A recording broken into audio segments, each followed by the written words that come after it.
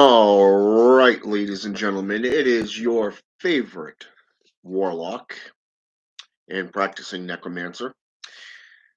And today I'm going to bring to you part two of the Warlock Tools. Okay.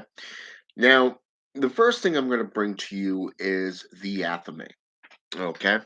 And this is for you newbies and a lot of you adepts that really haven't taken the time to delve into the history of the Athame beyond Wiccan and pagan practices. Today, an Athame, okay, is considered to be a black-handled dagger, okay, like so. It doesn't have to have one of these, crescent moons on top or or on the bottom of a sheath. You know what I'm saying? It could just simply be a black-handled knife, okay, like a hunting knife or something that you use specifically for rituals and ceremonial practices. Now, the reason I bring this up is because a lot of individuals really don't understand the usage of such a device and why it's important. Number one, unlike the bowling knife, which is used for cutting, it is a white handled knife that is kind of like a C type shape. Okay. Is specifically used for cutting. This, on the other hand, is used for energy directing. Okay. But it is also used for drawing of your own blood through rituals such as chemomancy. And yes, that is an actual practice, ladies and gentlemen. Chemomancy is also known by many names, such as bloodletting, blood sorcery, vampiric practices, okay, and demonic invocations and evocations of pact making. Okay. The blood pact is also a very old Mesopotamian tradition. Okay. Now, the thing that a lot of people don't understand about the Athame is how old it really is. If you go back to the 16th century, for an example, we didn't always have metal, okay, or even leather, okay. We didn't have this leather or wooden, black wooden handle, okay. In the past, it was basically a shark's tooth that was designed and shaped as an Athame blade. And it was a lot of times it was tied into, say, for an example, an antler of a deer. Okay. A branch that has been filed down to look like a, how should I say this? A practice of knife making. Okay. Now, what's ironic here is that this is also known as a spirit tooth. Okay. A spirit tooth is a shark's tooth. Okay. And when combined with a twig or a bone, for an example, let's say if you take a, mm, let's go with a femur. Okay. A human femur. Okay. Just out of example. Okay. And you file it down, you get it, you measure it out, you cut it to the shape and the length that you want. Okay, you file it down to be able to fit into your hand. You take one side, you file it down, and you get that little crease inside. You would slide that tooth in there. And in Native American practices, they would use vines or some kind of leather type rope. A lot of times, deer hide can be used. Vines from trees can be used to tie these two items together. Okay. This is an old variation of what an Athame was. Okay, these daggers have been around for as long as, say, for an example, the Roman Empire was around. Okay, not to mention, you know, the Mongolians, those who, alchemists and practitioners alike, not just the warriors, such as the Shem priests, the Hashishin, the Knights of Templar, the holy groups. There were also holy warriors. Okay, and there's a lot of traditions out there that were considered to be holy, warrior sects. And this is always a ritual dagger that they tended to use. I mean, even look at the Japanese. They would use a dagger to commit suicide rather than to allow themselves to be captured by the enemy. Okay, look at the ritual behind it. I mean, it's very fascinating. But the athame is perhaps one of the greatest tools that you will use in any form of your rituals. Okay. Now, with that said, why don't we go on to the second one? The second is palmistry. Now, this is actually a new one. I just got it in today. My old one ended up breaking, and I lost a few of the fingers on it because of the fact that I can't really remember right offhand what happened. It was either one of the cats knocked it off, the dresser, or it was my better half, one or the other. I know she's broken a couple of things by accident while cleaning. But it is something to look into. You can get this off Amazon, and it comes with a little book. For those of you who don't know anything about palmistry, this little book will tell you everything you need to know about it. Now, I've been doing palmistry for years, so it's I like using it because in necromantic rites, it can also be a resemblance of the necromancer's hand. Okay, the the murderer's hand. Ah, you know what I'm saying? So yeah, but and even when I do divination, I always look at this because number one, when I do divination work, like say working with astrology, numerology, or even cartomancy, which is also one of the things I'm going to be discussing here in just a few minutes, is the fact that when I do a reading for somebody, I'm looking at numerous different aspects, different avenues. So, I mean, this is a great tool to look at. It is a great tool to read, especially when you're talking to a client, when you're doing a ritual for a client, because you get to look at it and you're looking at all the symbolatry behind it, not just the witch's creed behind it.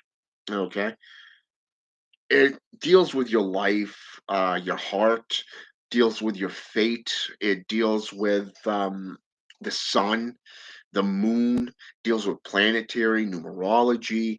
It even can reveal, just through your fingernails alone, your wrinklets, okay, your age. It can even resemble events that have already transpired in your life.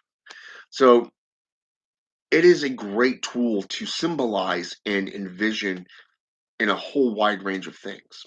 Okay.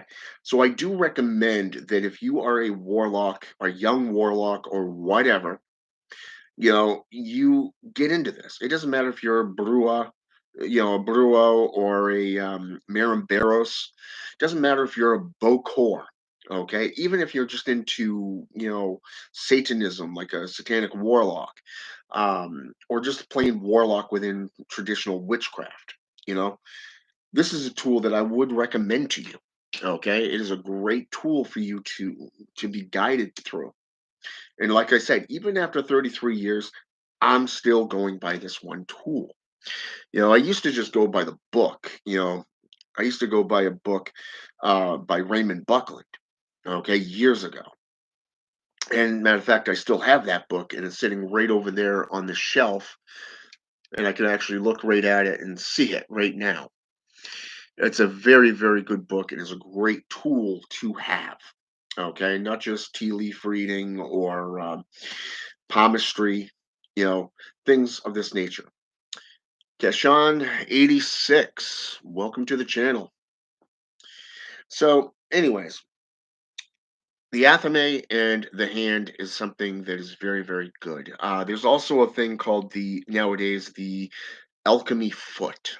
Okay, you can actually get that off azurgreen.net. Okay, it's a little wholesale depot for practitioners. It's similar to the Hand of Glory, except for you're dealing with a foot. Okay, now even if you can't get your hands on a Hand of Glory, again, this could actually be used, especially if you make a small little incision in the fingertip of the four fingers and the thumb and place incense in them. Same exact thing. You're just using incense instead of flames or matches. Okay. I kind of like this. It works for me. Okay. But you got to find out what works for you. So let's move on to the next thing. Okay. Out of all the divinatory practices, okay, out of every tool that you can use through divination, I always go with cartomancy. Okay. This one here is the Ian Daniels deck. Okay. Comes with a book, very thick book. And it's probably one of the main books that has a lot of a lot of detail in it. It deals with the essence, it deals with the shadows, it deals with the message, but most importantly, it deals with the Q&A. Most cartomancy books that come with a deck, okay, they don't always go into all details. It just kind of gives you that quick little, you know, light aspect and then a quick little sentence with you know, that shadow aspect. Others, like the Oracle decks, will give you the light and positive, the light and dark aspects, the positive, negative meanings behind the cards. But it really doesn't go into a lot of detail. Even if you get into, say, the white deck or that of, say, what's one of the main ones out there these days that people like?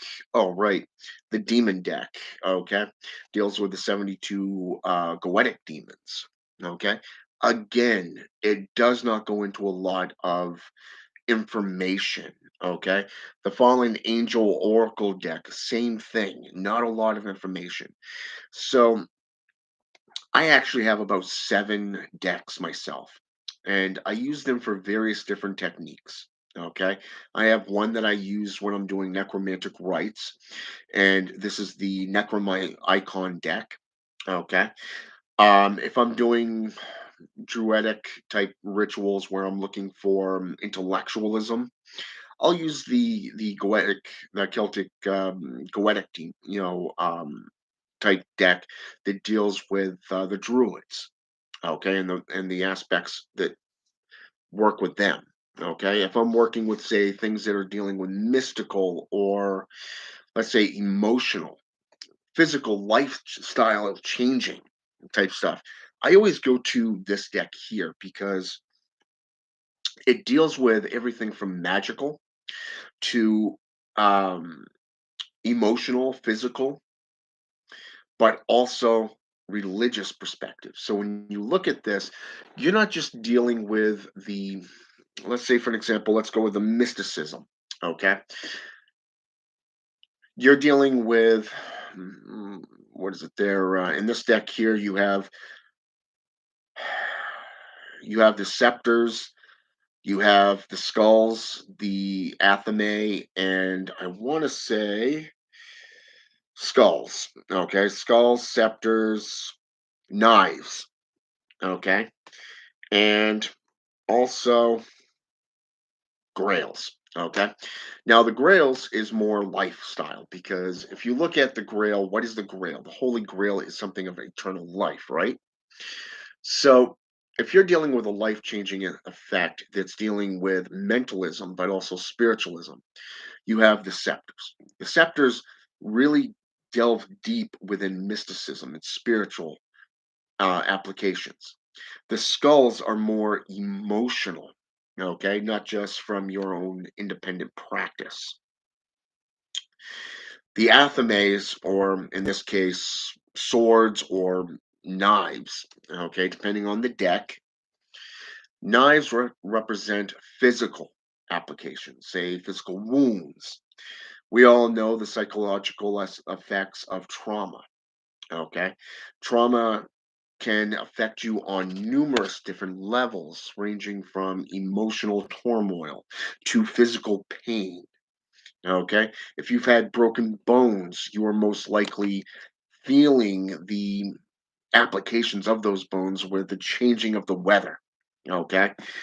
If you are, say, for an example, dealing with applications of, say, oh, I don't know, let's say, for an example, blockages, you may want to look into the scepters. Okay. Now, the scepters could also be represented by the wands. Okay. Or and this application is more spiritual. Okay. It's more supernatural and more into the nether realms, such as the astral, different planes of existence, things that are going to affect you through your practices. And a lot of people don't realize that all of these four applications here can really dampen your independent style. Okay, not just your magical career, but also your physical career. So if you're in a high stress job environment, let's say for an example, let's say you're a dietary aide or a cook, okay, you have certain times that you have to get shit out to your residents or to the patients, okay, of a hospital or a say for an example, mm, let's say a nursing home, okay. Me, I work in a nursing home. Okay, basically, it's a long-term living center, and I'm a dietary aide, so it really it. I use this a lot when I deal with this. And Black Wolf Midnight Land. I will get to that question in just a few minutes. Okay. So I really delve into cartomancy, and today cartomancy is actually known as tarot card readings. Tarot card readings were originally known as cartomancy. Okay, that's CART omancy. Okay, and this tradition goes Back to the 11th century, much like the Black Fast or the Angelus Prayer, for an example. Two other forms of 11th century die-hard tools of the Catholic Church, for an example. I'm just naming off a couple of things there because these things really are hardcore. For example, the Black Fast is truly a month-long process of cleansing your body, eating nothing but unleavened bread with honey, and really starving yourself dearly, for like a month. And it's amazing to see just how they do it. And when you add in the Angelus prayer, that's three, four, five, six times a day that they literally prayed. You gotta respect that form of discipline. Okay, that intense focus to go that long and continue to do that type of stuff. So when you get into baneful sorcery, let's say for an example, hexcraft. Let's get into hexes and curses. Even jinxes. Okay? The jinx, the curse, the hex. For those of you who do not know, a jinx is a spell that you basically place on somebody to give them bad luck. A hex is a tool that we use for teaching somebody a lesson. Okay? And if they do not learn that lesson, the spell keeps sinking in and they keep losing shit. Okay, they keep losing things until they finally wise up and learn that lesson. And finally, you have what is known as a curse. A curse is a tool that is used to remove obstacles. Okay, this means by any means necessary, spiritual elimination of a target to removing a target from the playing field on a permanent basis. Okay, it is not a thing to take lightly. Okay, you really want to save this for somebody who truly deserves it. Okay, and we all know a few people that truly deserve that. Now, personally, I go to what is known as the Christmas tree shop. Now, I can't speak to your region or your where you live in the world, but where I live currently and over the last decade, we have a place called the Christmas tree shop. Okay, and throughout the year they have different things, different specials, different what do they call those things? Different sales. Okay, even things that they put on clearance. Okay, and around Christmas, around, say, for an example, Halloween, you can get these little babies. Okay, candles in the form of skulls. Now, I would not burn these indoors. Okay, I would not do it because you will set off the alarms. These things are not made for indoors.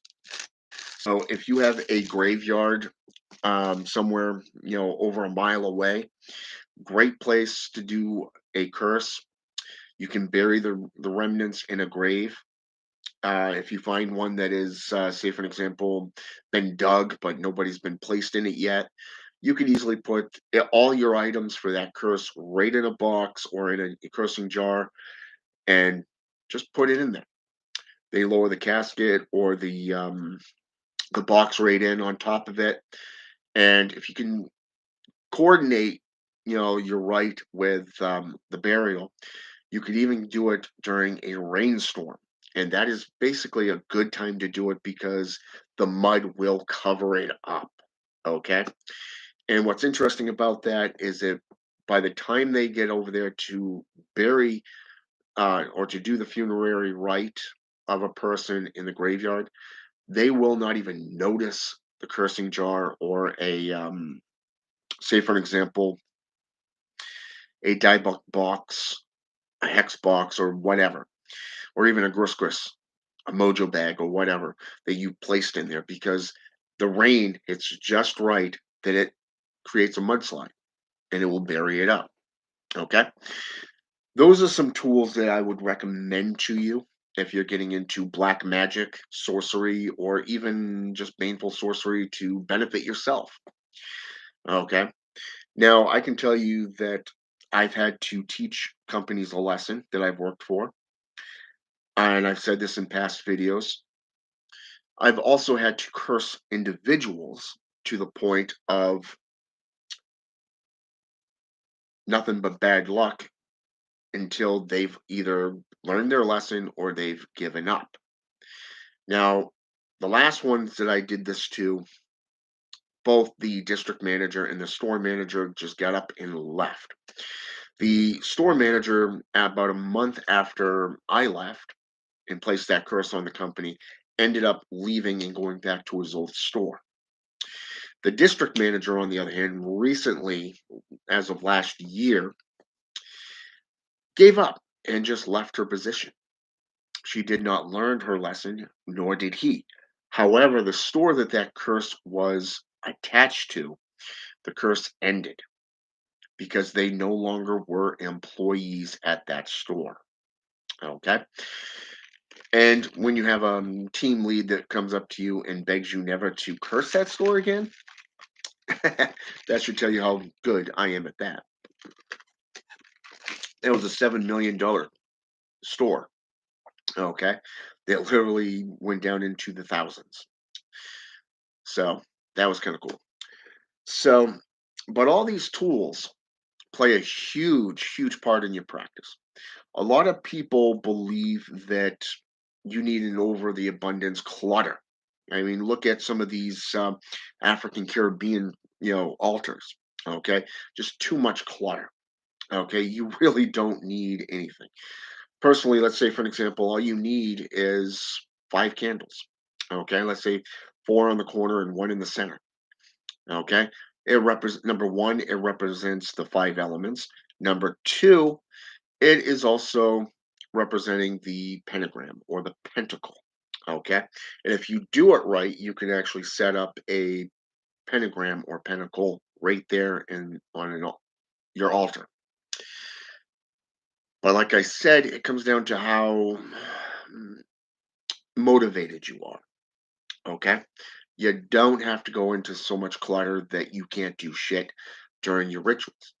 Now, I've got things spread out in my ritual room where I have shelves that I have everything use mostly for cleansings, for blessings, for um, rites of say personalized gain from me and my family to that of my clients, and like say herbs and stuff, candles of different colors, things of say for an example, all the Athames and tools that I would need are right there, the things that I use the most.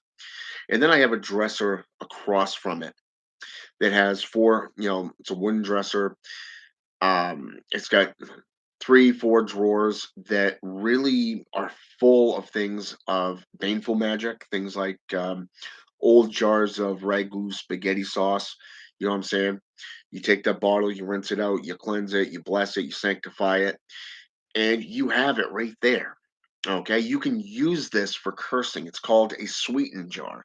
You can use it for a cursing jar. You can use it as a spirit jar or a spirit bottle. Okay, just draw some runes and stuff, your intent on it, and then just go from there. Okay, and like I said, everything's right there. And then underneath my altar, I have a huge bin that I got at Home Depot full of sulfur powder. Okay, I have another one behind it that's full of graveyard dirt. A one that sits right next to that that is full of, guess what? Another type of powder. And I even got bottles of sand, black sand. Okay, so there's a lot of things that you can use and utilize that come in handy within any kind of ritual. So, I mean, if you're doing an invocation, you may want to look at drawing, say for example, if you have 3 candles, place them on the three. Let's go with the 3 points of a pen, a triangle, for an example.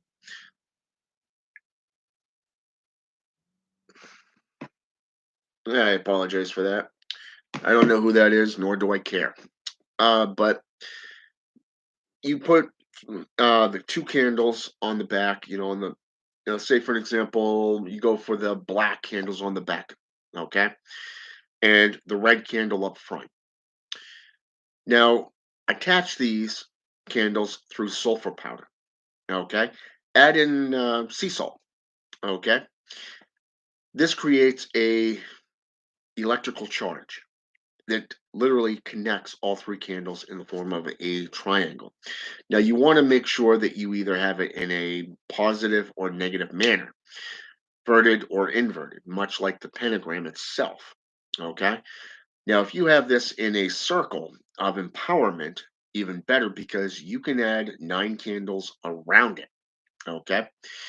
And you can literally summon spirits such as baneful spirits. Let's go with Astaroth. No, forget Astaroth on that one. Let's go with more prominent ones like, say, Alistar, the Executioner. Let's go with Abaddon, the Destroyer. Let's go with Samael, the Venom. Let's go with Volak, okay? The Vile One, the Corruptor, okay? Let's go with Moloch, okay? The Prince of the Valley of Tears. Let's go with Asmodeus, the demon or angel of, say, wrath and desire. Because if you think about it, it is your desire to curse that person, or to hex that person, or utilize any form of spell work or spell casting to place it on that. that person or individual or even a location. Okay. So a lot of this stuff really is some tips that will help you benefit your rituals.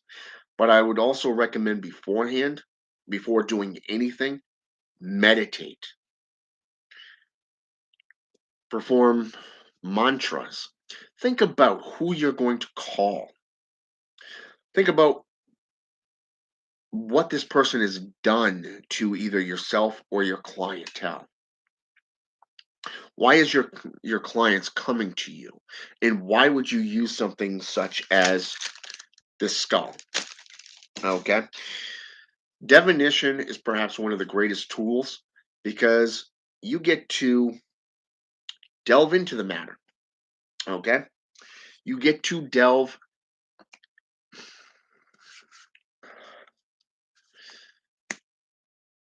All right, here. What's going on here? There we go. Come on. I apologize. My computer is kind of skipping here.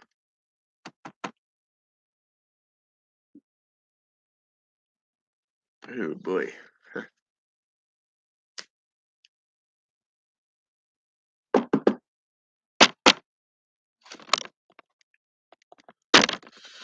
What is going on here? All right.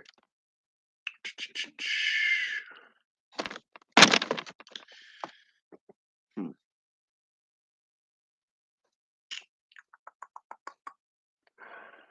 There we go. I apologize. We got a storm brewing above my location, so it's kind of making my signal a little weak to the point where it's skipping. So I do apologize for that.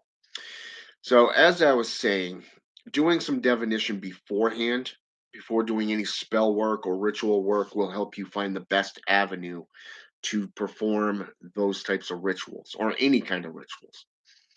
So to answer Black Wolf Midnight Land's question, I'm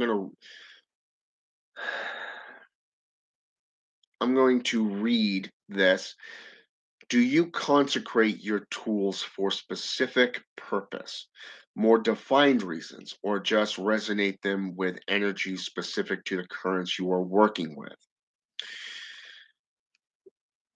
Anytime you get a ritual tool, okay, like I said, this just came today in the mail.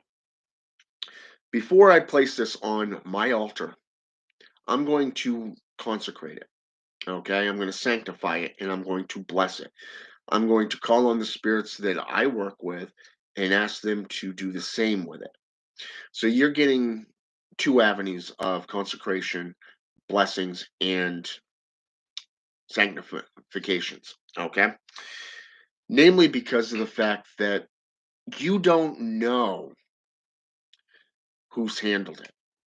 Okay, the person packing this up could be a practitioner with a grudge. It could be somebody holding a lot of negativity. Okay. It could be somebody that's been cursed. Now, is this stuff that you want on your altar? Do you want to be connected to that curse or that type of spell work? The answer is no. So I do recommend that you consecrate, sanctify, and bless your tools. It does not matter if you're doing it for a specific purpose or you're just doing it to begin your own energy work. Okay. For an example, let's look at it from two perspectives here. You get an item that you are going to use for you. Okay. You have it shipped to you from, like, say, let's go with eBay or Amazon, maybe Luciferian Apotheca. Okay. So you got to do the whole redo button. Okay. You got to reset those currents, those energies by consecrating this item. You have to wash it, cleanse it. You have to prepare it. And as you do this, then you need to you got to consecrate, sanctify, and then bless it. Okay, and this can be done with, say, for an example, incense. Depending on what tradition or type of ritualized practice you do, if you are a necromancer, for an example, you may want to use items of death, like, say, graveyard dirt. Let's go with black sand. Black sand was associated with Shintoism for a very long time. For those of you who do not know what Shintoism is, it is also known as the ninja. Okay. This goes all the way back to the 14th century, and it was associated with the samurai, okay, of Japan. Black sand, it was said that if you received an envelope with black sand, you are going to die. Okay, basically, that's symbology, meaning death, imminent death. Okay, so black sand has also been associated with black magic and sorcery, going all the way up into European countries and traditions. So it doesn't matter if it's Western or Eastern philosophy; it's there. Okay, so you'd want to place it into that whole current that you're into. From there, you can start working with it once you've blessed it and everything and sanctified it into that system. And then the more rituals you do, you're putting your own energy into it. You're putting your own intent into it. Think of it like let's call it a phylactery, for an example. We've all heard the term totems, okay? Especially if you've been in traditions for a long, long time, or even a short time, you should have come across the term phylactery or totem, even an amulet or a talisman, okay? At the most basic level. These have your personal energy in them, okay? And if you're working with a coven, then these tools are also used specifically by your coven, okay? So you're constantly adding energy to those items. So that's something that you really want to look at too, right there. Now let's look at a different aspect here. Okay, let's say, for an example, you have a client. You are either purchasing or you are creating. Those of you who know how to create phylacteries, things like amulets, talismans, rings through alchemical process, or even if you're just doing totems in general through clay work. Okay, if you're into clay work and you have your own kiln, or you're just using oven baked clay, for an example, that you get at Walmart, it does not matter. You are consecrating it into the system that that person is utilizing, but you got to remember that it's also connected to the individual that created it. So once it's all fully created, charged, and blessed, and all that fun stuff, and you send it to your client, that client has to do the exact same thing: consecrate, sanctify, and bless the item, because you have no idea who had it in between. You have the person that you purchased it from, okay, say the Black Adept, and then you can go into the fact that you have the United States Postal Service or the Postal Service in general, depending on what country you're in. Okay, you have the United States. Let's say, for an example, the UPS. You have FedEx. These are international companies. Okay, that utilize. And then on top of that, you also have shipping lanes. Okay, a wide range of product is done through cargo ships, okay, that are shipped to ports worldwide. Okay. I purchased a Ouija board that was handmade from Turkey, and I did the same thing. I had to sanctify it, bless it, and consecrate it. Okay. And then charge it up in my own energy, not just the current that I'm in. So you're doing the same exact thing. The difference is between you and then the receiver. You've got to do this. Otherwise, you could end up with somebody else's energy, and it's not going to be fully yours. You got to activate it for your use and your use only. Okay. Let's see here. All right.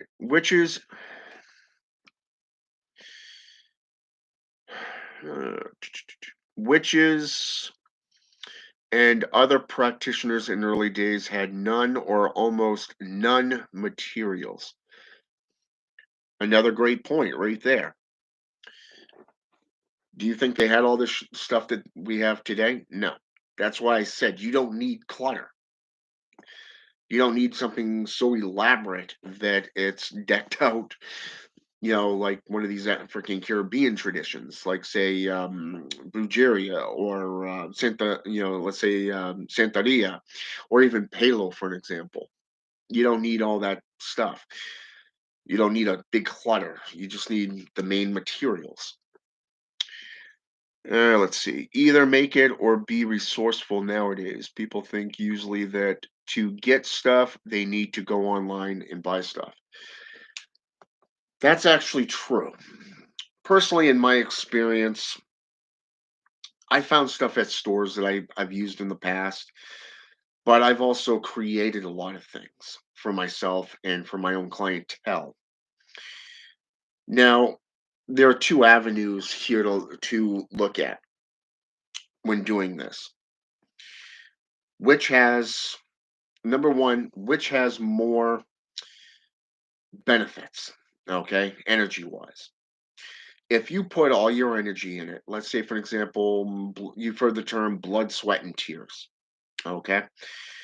If you put all this stuff, let's say your blood, let's say graveyard dirt, let's say, for an example, you use sulfur or whatever, and you mix it all in to the clay, you put the time and energy in, that is something that is going to connect you to that item more potently than going to a store and actually buying it. I can even tell you that like I said, I bought stuff at stores and I've used it. Okay. After consecrating it, sanctifying it, and blessing it, you just don't get that strong potency that you would, but unless you've created something. But that's also just my personal view. I mean, you've got people out there that have prospered by doing that, though. You know what I'm saying? So, I mean, it's not just that aspect. Um, Apprentice, Necromancer, Hades, Black Flame. Hello, brother.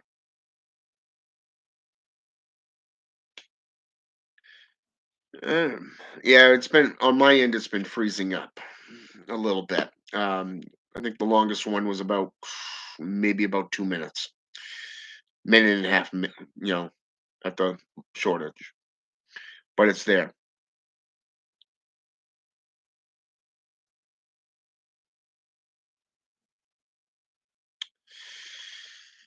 Okay, this is a great point here as well, and I've done this in an earlier video. Okay, so I will repeat it here because I have done quite a few videos for this Warlock series already. So there's a lot of information that's come out, or I should say that I've put out so far. So, the term Warlock. Okay, and I'm going to read this entire thing for you. So, and this is by Black Wolf Midnightland. Again, actually funny is that Warlock and Ronin have really similar meanings for purpose of seeking and gaining power, not being just Oathbreaker. Now, when I first started this series, I spoke on the etymology of a warlock. I even gave a couple of references to practitioners of different religious perspectives, such as Raymond Buckland compared to, say, Christopher Penziak, for an example. Okay, even Hans Holzer or Paul Huzon. Okay, there are different views of what a warlock is. Okay, for an example, Christopher Penziak dubbed a warlock as just a title. Okay, it is nothing more than a title to him, much like a medicine man or a eshi, and a hexa, a strega, or a necromancer. It is just another title associated with a practitioner. In this case, a warlock is a male practitioner. If we go into European traditions, a warlock is a male practitioner, just like the witch is the female. But here's the kicker: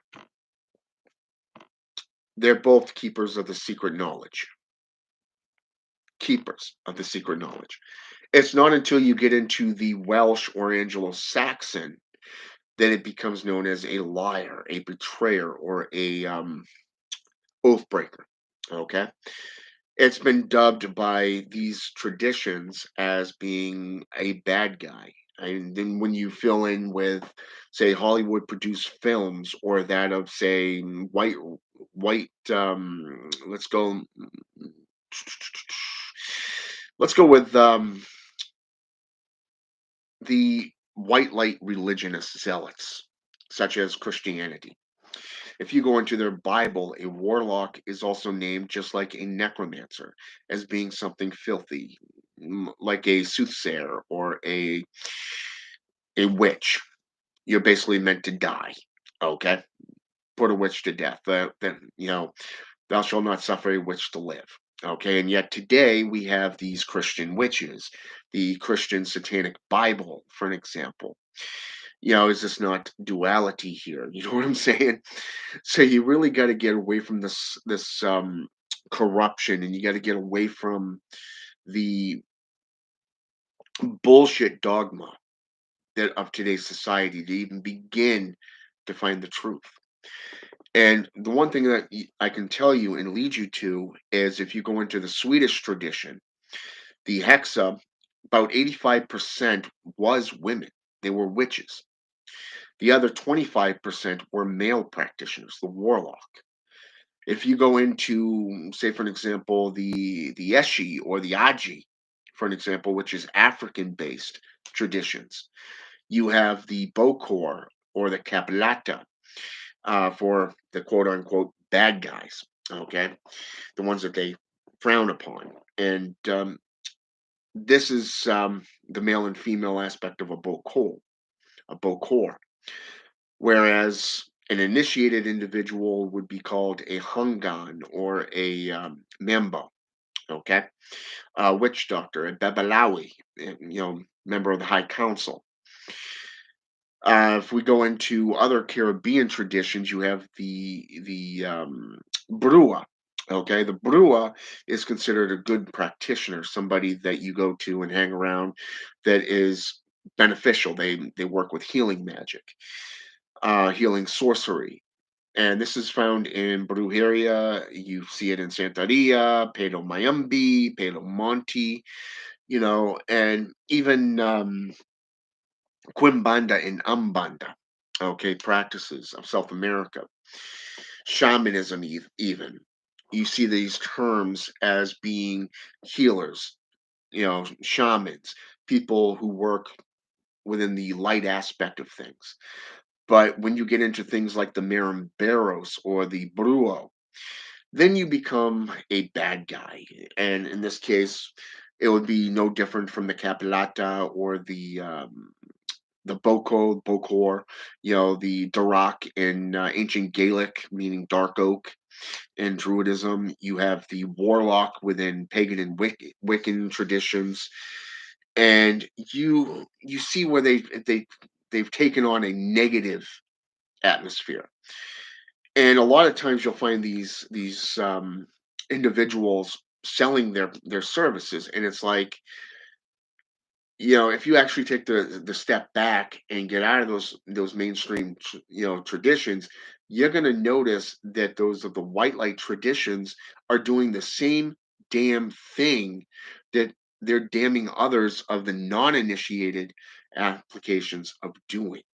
Okay, working with spirits, selling their services, okay, for a price. Okay, you're seeing a whole wide range of the same bullshit. So when you get away from this stuff, you tend to see the truth. Okay, both sides are doing the exact same thing. But if you go back in history, go back into mythological aspects, the old wives' tales, folklore traditions. You get into the old, the pre monotheistic and polytheistic settings. You're going to get further to the truth and away from the dogma. Okay, you're going to get away from the holy wars, and you're going to start seeing what a practitioner of witchcraft and sorcery really was. Even through my own practices and my own studies, I've noticed that shamanism and necromancy really went hand in hand within both their practices and the tools. Okay, going as far back as roughly around the 6th century AD. Okay, the only thing that separates these two traditions is the methods that are employed. Okay, this is why you'll find the necromancers being alone. They're always a solitary practitioner, much like the warlock. Okay, today in Satanism, the satanic witch or the satanic warlock is brethren, they're kin, they're kindred. Okay, so I mean, there's no duality there. It's all about the self. It's about self-preservation, um yeah, it's my better half. uh, I just told her to text me because I'm doing this video, but she probably wants to know what's for lunch or for supper rather. So, um, so when you get into this stuff, you're going to be getting away from the dogma and the stupidity, okay, of these practices, and you're going to see the truth. And a lot of times, most people don't want to get into that. They want to feel like they belong to something, so they'd rather go with what everybody else is doing, so they don't end up stepping on toes or becoming hated for having an opinion.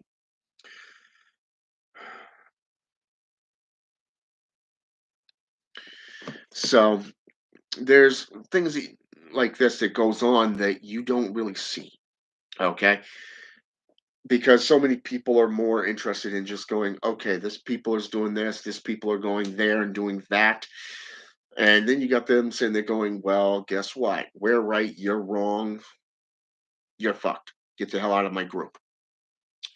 You see, that's why I like Paul Huzon's work. This is why I like Peter, let's go with Christopher Penziak's work. This is why I like Hans Holzer's work, because even if you get into Peter Haining, his work when it comes to Warlocks, the Warlocks book, or the Necromancers, the book Necromancers, you're really going to see somebody really reconstructing the reality of what these things are, okay, and what it's like to be a practitioner.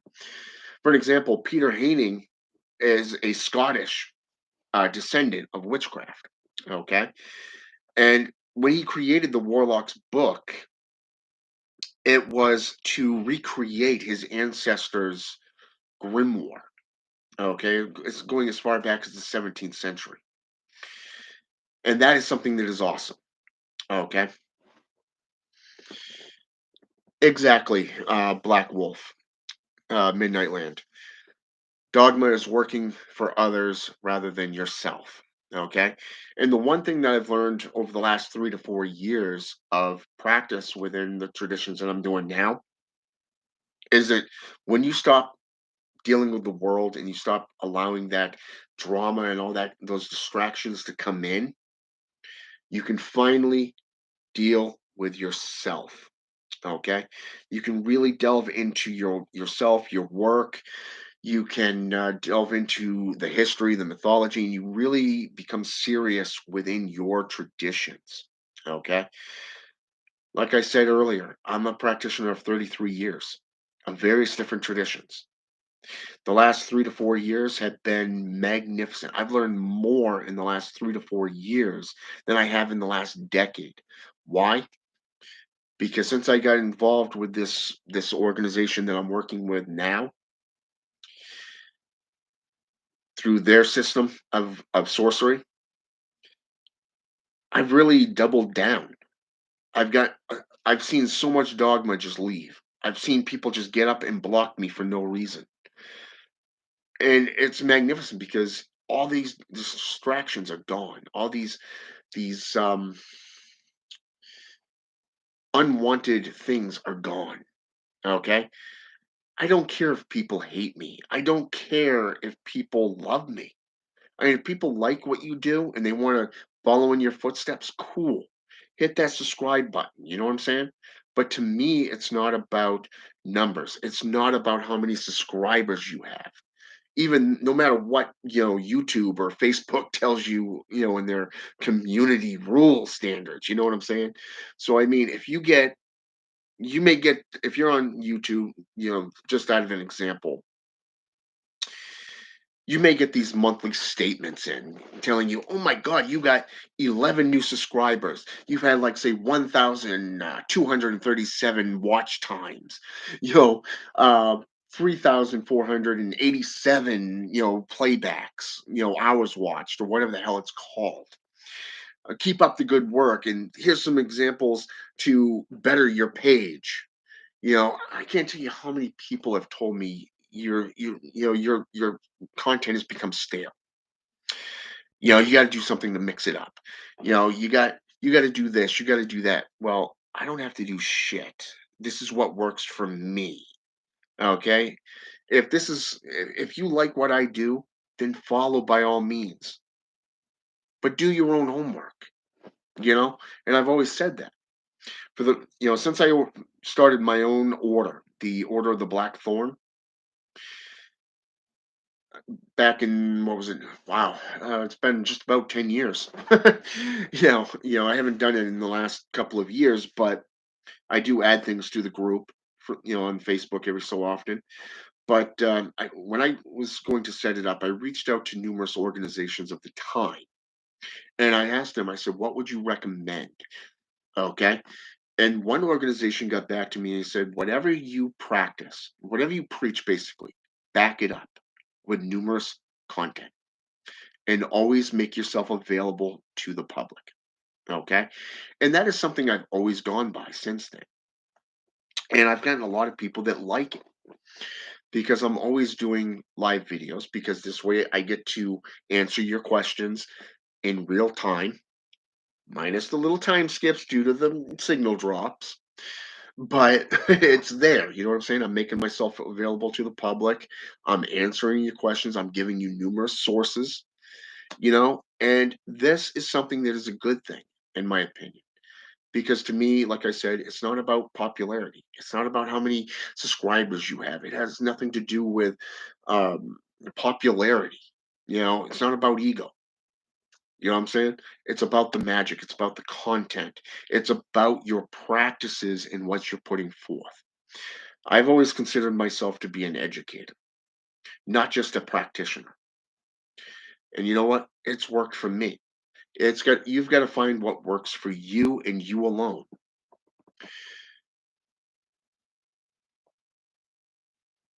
That's actually true. It is hard to blame the newbies because of the fact that they really don't know any better. And the one thing I've noticed with all these newbies that are coming in is they read a book and then they think they're lords of darkness. You know what I'm saying? I've read, say, for example, Anton LaVey's Satanic Bible. Oh my God, I'm a lord of darkness. Woohoo! No, you're just an idiot that hasn't done your research. You got no experience underneath your belt, you know? And a lot of times when this happens, it's more about they're excited because they've jumped into a system that they suddenly feel freedom. Okay, they're not suppressed. They're free to express themselves. So it's that excitement factor. It's something new.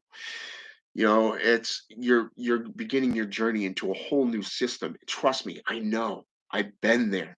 I'm practicing Brujeria now for the last 5 or 6 months. You know, it's and even getting into Voodoo and Santeria and Palo. Both Monty and Mambi.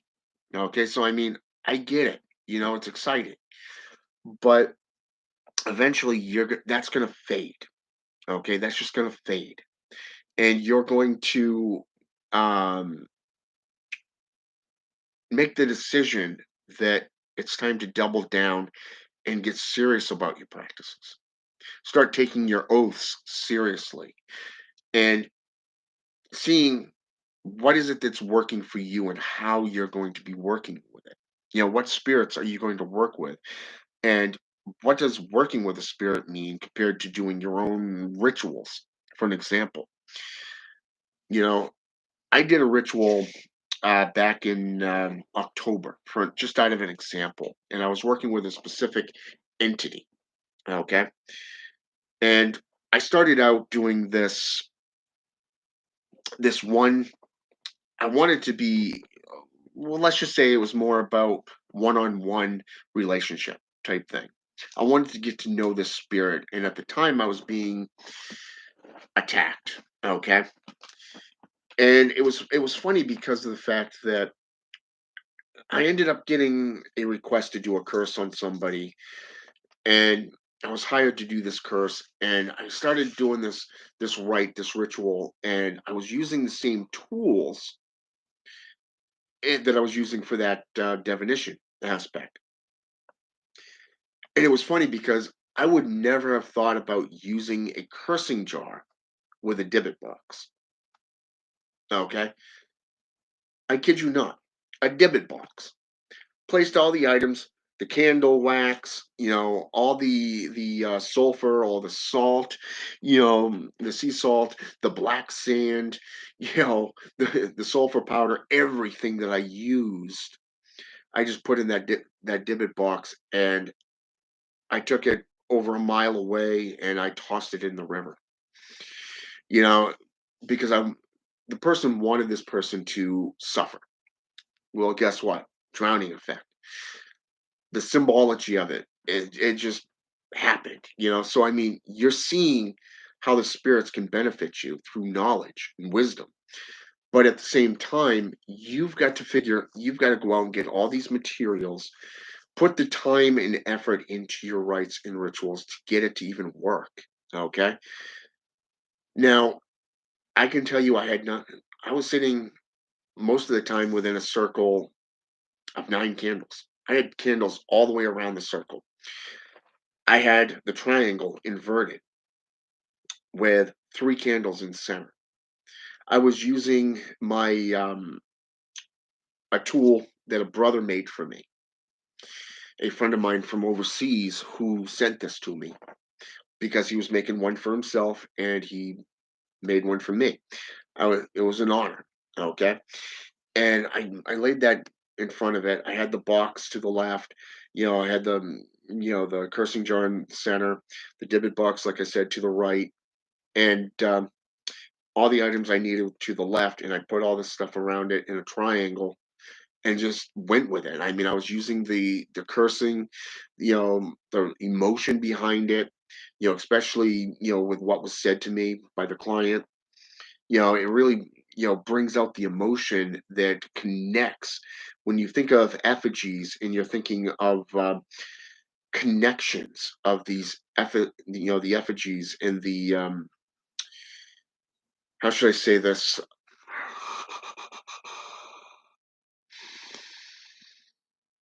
The symbology of utilizing the effigy, connecting it to the person or the victim, but also you're using the reflection type aspects of emotion. You're attaching all of these things to that one person. you're putting everything into one box. You're placing it in a place that is so black, it's almost deafening. Okay, there's no sound, there's no light. You're covering it up, and then after, say, a week or two, you're taking it from there and you're tossing it. You're either going to bury it in the cemetery, bury it, wall it up in a abandoned structure, like, say, place of worship, like, say, an old church, going out into the woods and burying it, at a crossroads. If you don't have a crossroads, create it, draw it in the sand or the dirt, and just down it goes. Or you can go out to a river and just go, see you later. You know what I'm saying? So there's a lot that you can do as a practicing warlock, but it comes down to you and how far you're willing to go with your practices. All right. And I just realized my brother's right here texting me. So let's see.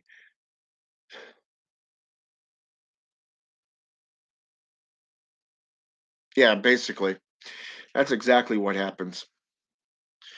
But like I said, I wanted to share with you these tools and kind of give you some insight of what you can use within any form of rites or rituals. Remember, there are three classifications that can be broken down into dozens, if not hundreds of dozens, of different types of rites and rituals. Okay. Uh, Grigor Adamai. I probably just butchered your name, so if I did, I'm sorry. Okay. Forgive me on that one.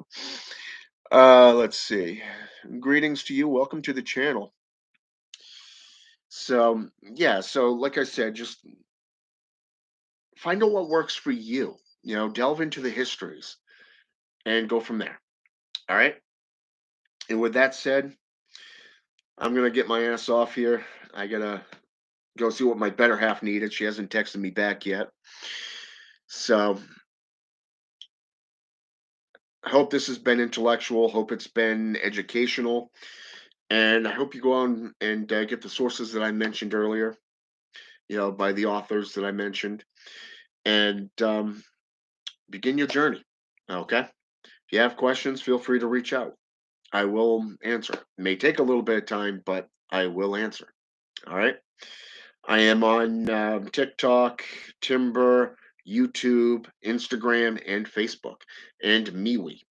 Okay. So feel free to reach out. All right. You are welcome, Black Wolf Midnight Land. Um, and good night. And Nicholas, I forgot about you. I'm sorry. Let me see. Mm, Welcome to the channel, Nicholas. Okay. Hope to see you in the next one. But for now, have a good night. Thank you for coming on here and joining with me, communing with me. It's appreciated. And until next time, have a good night.